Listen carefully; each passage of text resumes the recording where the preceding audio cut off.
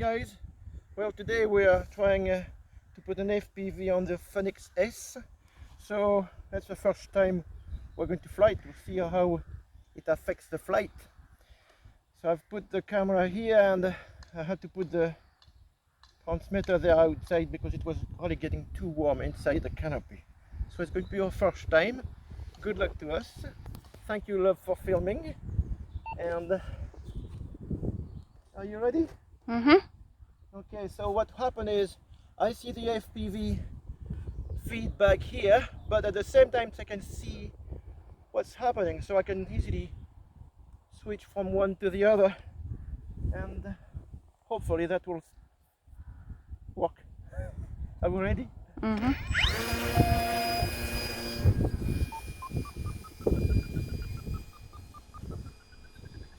Okay, go in there so I can see what's going on, but at the same time I've got my feeder.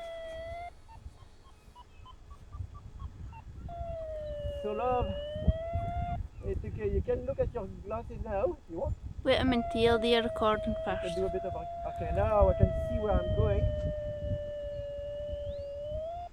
And that's excellent for learning to fly, I think.